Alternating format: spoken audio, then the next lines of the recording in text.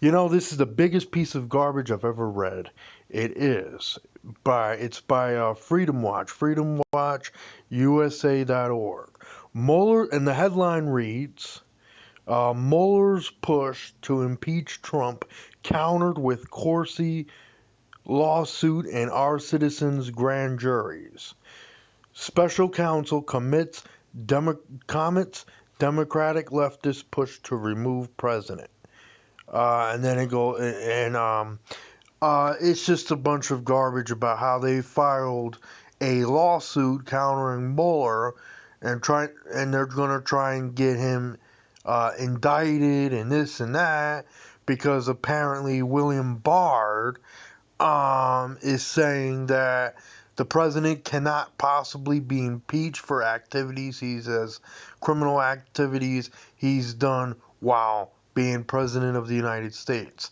The criminal activities that I'm talking about, Justin Amash, who has actually read the Mueller reports, explains that there was numerous times where he has, in fact, obstructed justice, that being President Donald Trump, and yet, for some strange reason, this Republican Party think tank wants to try and make a last-ditch effort to try to save him from being impeached for obstructing justice with regards to because they think that he's going to get impeached. And this is a right-wing conservative think tank that is stating that. And in their world, their last-ditch effort to try to save him is to counter Mueller by filing a lawsuit, which in my view is frivolous. In their special count, and they want to have grand juries to conclude the indictments and all this garbage. And so it goes on to say that in May 29th, today's special counsel Robert Mueller, a cleverly calculated appearance at the U.S. Department of Justice, predicted laid the foundation for House Democrats to issue articles of impeachment and then impeach the 45th President Donald J. Trump.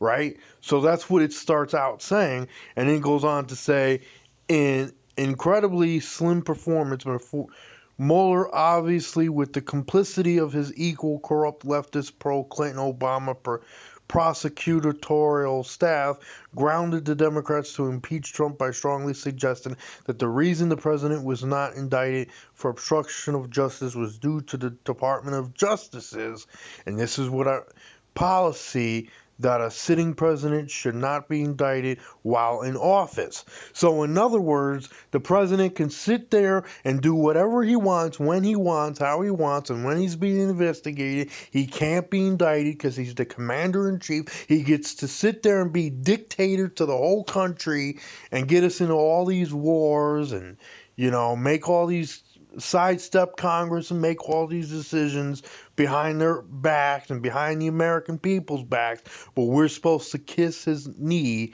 and keep him alive and keep him in his position until he gets reelected, if he gets reelected, and then try to fight to keep him from getting impeached after he's reelected. I mean, is that all they know how to do is sit there and keep him in a job that we're giving him billions of dollars, that we're paying billions of dollars for? I mean, it's a welfare position. That's what the president of the United States is. A welfare position, the only welfare position where you get to be king.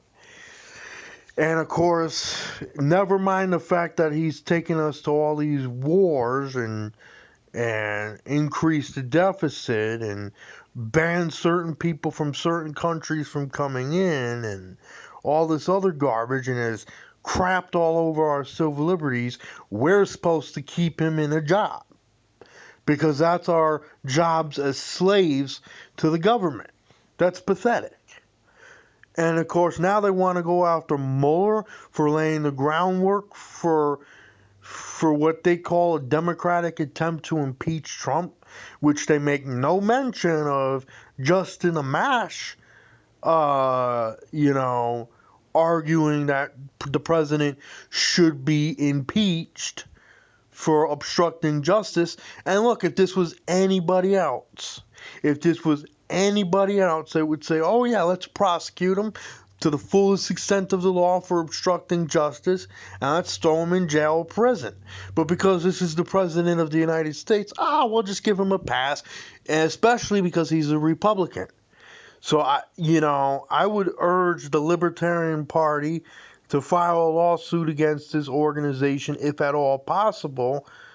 But we would certainly have to see. I mean, well, the National Libertarian Party would have to see what's in. We as a party would have to see what's within our legality if we could do that. But in my opinion, if I had to come up with a legal definition or answer as to why we should countersue this lawsuit, it's the very fact that we should probably sue freedomwatchusa.org for aiding and abetting in obstruction of justice, which does us no good because now we're going to have. I'm not saying that this president was going to get impeached anyways, or that because, part of the argument here, Nancy Pelosi doesn't want to move forward with articles of impeachment, even though that's already been laid down in the House, has yet to be pushed forward by Pelosi. I'm not saying she's going to or isn't going to do it. I don't like Nancy Pelosi, but I'm not trying to support the Democratic Party either. But I'm not saying what the Republican Party and its think tanks are doing is right in any stretch of the imagination as well. So it goes, and it's pathetic the way this is. They give this email newsletter out like we're supposed to, like we're supposed to believe what it says, because apparently I've been subscribed to their letter mail, and I just recently unsubscribed to them. But it goes on to say that Mueller contradicted the sworn testimony of Attorney General William Barr. In other words, because he's the Attorney General, we're supposed to sit there and follow his orders and keep President Trump in a job. This is pathetic. Attorney General William Barr, who has testified to Congress based on prior administrations by Mueller that his refusal to indict the president was not because of the Department of Justice's policy, but because Clayman, a former Department of Justice prosecutor, found both Judicial Watch and Freedom Watch reacted to this despicably dishonest performance by Mueller. So what this is all trying to say is that on behalf of Corsi, the Freedom Watch, and I will do all we can, blah, blah, blah. So they're going to file a lawsuit against him, and they have grand juries which will be commenced on June 11, 2019. So the vehicle for, the people to now indict.